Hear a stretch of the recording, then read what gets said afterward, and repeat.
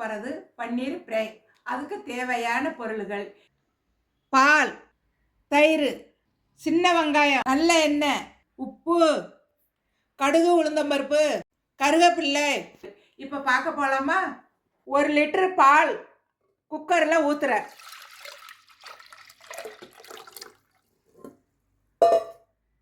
இதில் 1 கிளாஸ் தயிர்,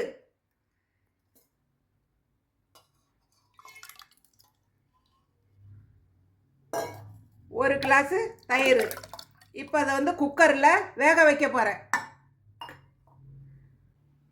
தயிரையும் பாலையும் ஒரு கலக்கி விட்டணும். தயிர் ஊற்றிருக்கல, அது கலக்கி விட்டுடணும்.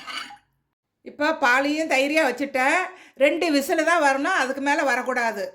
இப்போ அடுப்பை பற்ற வைக்கிறேன். 2 விசில் வந்துருச்சு.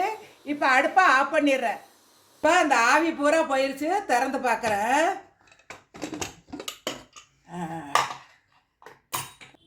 இப்போ இதை ஆடை எடுத்து வடிகட்டிடணும்.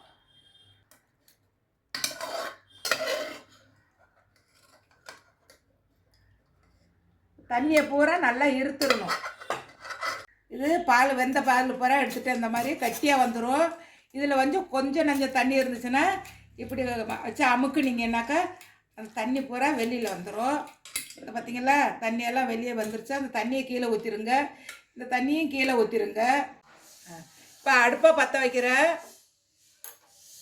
அடுப்பை பற்ற வச்சு எண்ணெய் ஒரு 25 கிராம் எண்ணெய் ஊற்றினா போதும். எண்ணெய் காயட்டும். இப்போ எண்ணெய் காஞ்சிருச்சு. அதில் கடுகு, உளுந்து பருப்பை போடுறேன். இப்போ நல்லா பொரிஞ்சிருச்சு.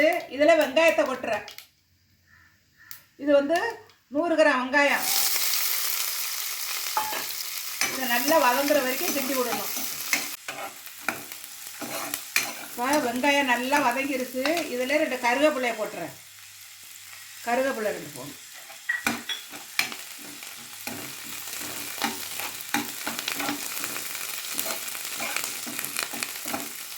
கருவேப்பிலையும் பொரிஞ்சிருச்சு.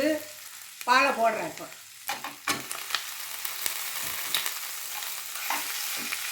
இதே நல்லா கிண்டிக்கிட்டே இருக்கணும். உப்புமா மாதிரி வந்துடும். இப்போ நல்லா வதங்கிருச்சு. பார்த்தீங்களா, நல்லா உப்புமா மாதிரி வந்துருச்சு பாருங்கள். இதில் கொஞ்சம் உப்பு போடுறேன். சும்மா கொஞ்சமாக போட்டுங்க. இவ்வளோ போட்டால் போதும். தண்ணி பூரா வற்றி இப்போ பாருங்கள் நல்லா ஃப்ரை ஆயிடுச்சு பாருங்கள். அவ்வளோதான், அடுப்பை ஆஃப் பண்ணிட வேண்டியதான். இப்போ நல்லா ரெடி ஆயிடுச்சு. நான் கொஞ்சம் சாப்பிட்டு பார்க்க போகிறேன். இப்போ நான் கொஞ்சம் சாப்பிட்டு பார்க்குறேன். ஆஹா, நல்லா சுவையாக இருக்குது. இந்த பன்னீர் ஃப்ரை சப்பாத்திக்கு வச்சு சாப்பிட்டாக்கா அருமையாக இருக்கும். இது நல்ல உடம்புக்கு நல்ல சத்துள்ள பொருள். இன்றைக்கி நீங்கள் பார்த்தது பன்னீர் ஃப்ரை எப்படின்னு உங்களுக்கு சொல்லியிருக்கேன். இதே மாதிரி அடுத்து ஒரு டிஃப்ரெண்டான சமையலோடு உங்களை அனைவரையும் சந்திக்கிறேன். இந்த வீடியோ பிடிச்சிருந்தா லைக் பண்ணுங்கள், கமெண்ட் பண்ணுங்கள், ஷேர் பண்ணுங்கள், மறக்காமல் சப்ஸ்கிரைப் பண்ணுங்கள். நன்றி, வணக்கம்.